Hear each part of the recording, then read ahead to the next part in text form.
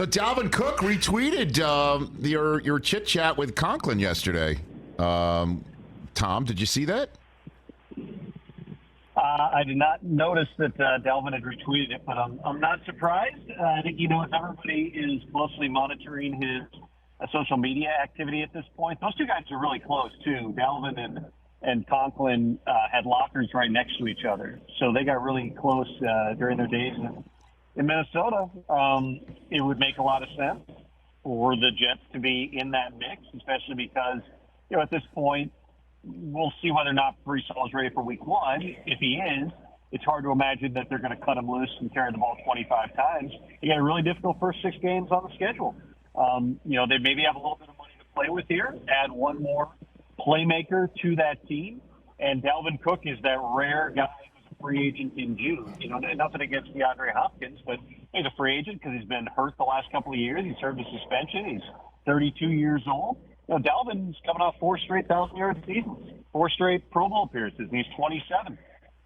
This is the rare opportunity for some team to add a bona fide difference maker at this stage in the game, and the Jets are certainly not alone in that regard. There's a bunch of teams that are going to be in on this. It's just a matter of exactly when Dalvin makes his decision and where the fit and the money are going to be right. Yeah, but so who's got the cap space and the desire to pay Dalvin Cook anything remotely close to what the Vikings decided was too rich for them? Tom? Cap space is what you make it.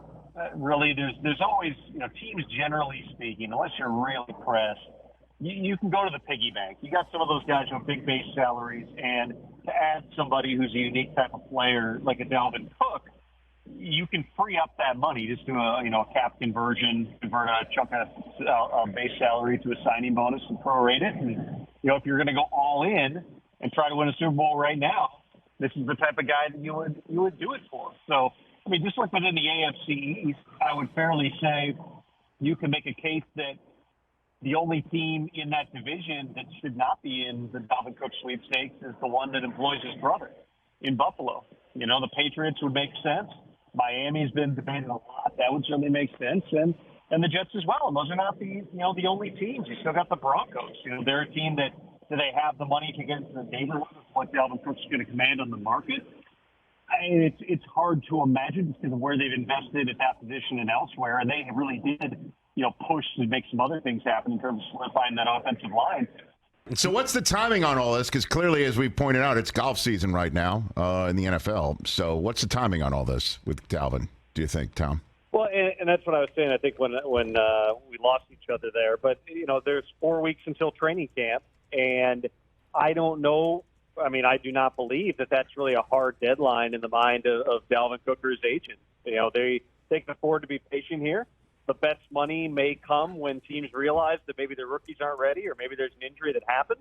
But this is also not a situation where, he doesn't have offers. Dalvin Cook has multiple offers right now, and he's going to command a significant contract. I don't think he's taking a big discount to go back to Miami or any place else.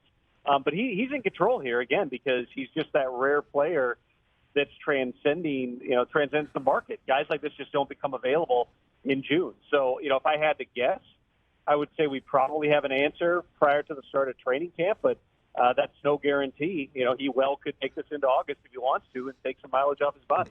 Well, maybe I'll push back a little bit here, but you've got your ear to the ground way tighter than I do.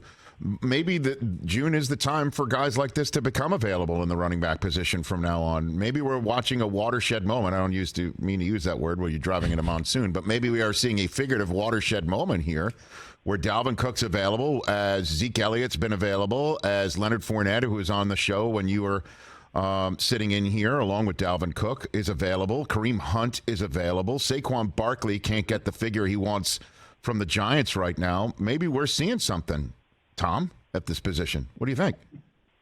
Well, there definitely could be some drama, especially when you get to those franchise tag guys. The one that nobody's talking about, Josh Jacobs, is Josh Jacobs. The reigning NFL rushing champion. At this point, if there's not a long-term deal, and I believe I mentioned this when I was hosting last week, I don't anticipate Josh Jacobs being there at the start of training camp, and I don't know that he shows up week one. With Saquon Barkley, he's also mused about potentially sitting out. That one's a little harder to believe, in part because there have been negotiations. They've talked about different contract structures. The Giants are motivated to try to get this thing done. But, neither of those guys has signed the franchise tender. Only Tony Pollard has. And so you can't fine Saquon or Josh Jacobs for not showing up. And then with, a guy like Dalvin Cook, the one thing that you have to always wonder here is at some point, you've got however many teams that are involved on Dalvin Cook, let's call it a half dozen right now. At some point, some of those teams might pivot and say, you know what, we can't afford to wait and miss out on one of these other guys. So maybe we'll sign Kareem Hunt for $3-4 million instead of signing Dalvin for 7 or 8. That's the uncontrollable part of this. But there's also nobody, setting aside the franchise tag guys, there's nobody else who's in the category of Dalvin Cook as a playmaker and a home run hitter. He's got that, as he told us on the show last week, he's got that other shoulder fixed now. He feels like, that really did hamper him the past few seasons. So you might be getting the best version of Dalvin Cook that we've seen today. Catch the Rich Eisen Show every single day on the Roku channel, 12 to 3 Eastern, for free.